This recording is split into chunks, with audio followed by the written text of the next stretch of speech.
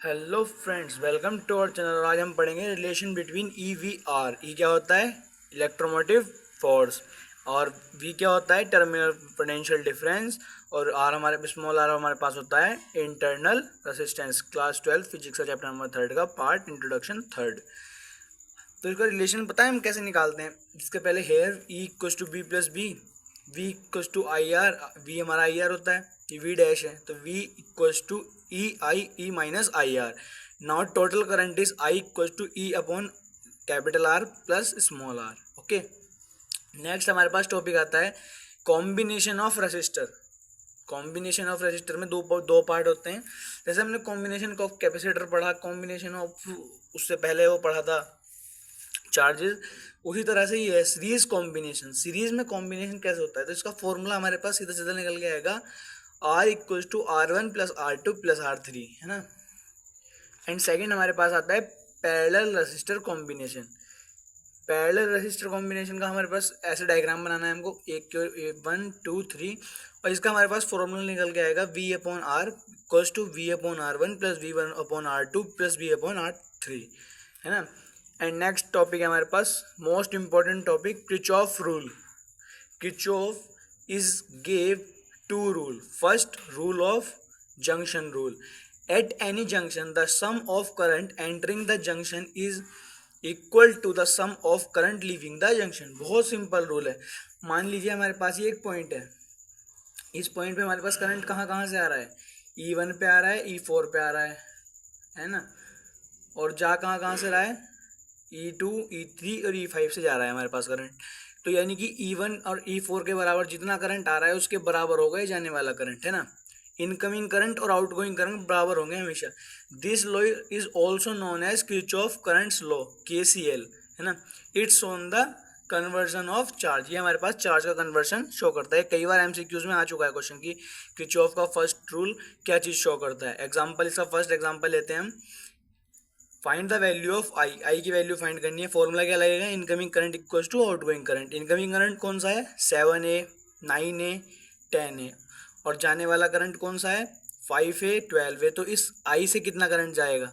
इधर लेंगे आई 17 27 माइनस करेंगे 9A अपॉन आई, तो यानी कि 9 एम्पियर इधर से जाएगा हमारे पास, है ना। और एग्जाम्पल्स हैं इसके। एक एग्जाम्पल और है, इसको आप एक बार पॉज करके खुद ट्राई करना, बाकी सॉल्यूशन मैंने आपके पास शो कर रखा है। Second rule of loop rule. ये जो होता है थोड़ा हार्ड रूल होता है लेकिन इंपॉर्टेंट बहुत है। हर साल इस कॉन्सेप्ट से एक क्वेश्चन पक्का है आपके बोर्ड एग्जाम में। क्या कह रहा है rule? In a closed circuit the algebraical sum of the all EMFs and algebraic sum of all voltage drop product of I and R is zero. यानी कि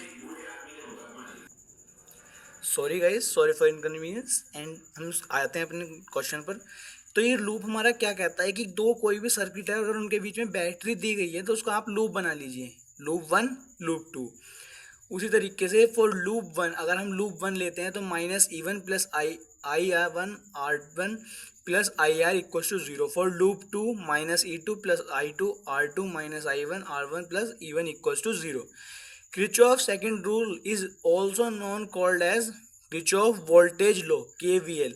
It shows conversion of conservation of charge. ये charge conservation को show करता है।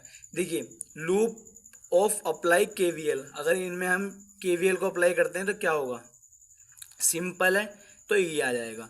और अगर current हम इस तरीके से ले जा रहे हैं, इस ऐसे करके, और इधर माइनस है तो, और जिधर से निकलेगा वो प्लस है तो प्लस वोल्टेज आएगा। अगर ऐसे लेके आएंगे तो हमारे पास माइनस आई आर आएगा, यानी कि माइनस का आई आर, क्योंकि पॉजिटिव से निकल के माइनस में निकल रहे हैं ना हम, इसलिए। एंड अगर इधर से जाते हैं तो प्लस आई आर आएगा, है ना। ओके गाइज, नेक्स्ट हमारे पास क्वेश्चन है, आप पॉज करें और खुद ट्राई करें, बाकी सॉल्यूशन मैंने आपके पास शो कर रखा है। एंड नेक्स्ट हम करेंगे अपना अगला कॉन्सेप्ट। क्या है हमारे पास अगला कॉन्सेप्ट? हमारे पास अगला कॉन्सेप्ट है इसके क्वेश्चंस। ये हमारे पास क्वेश्चन है इसका एक, है ना।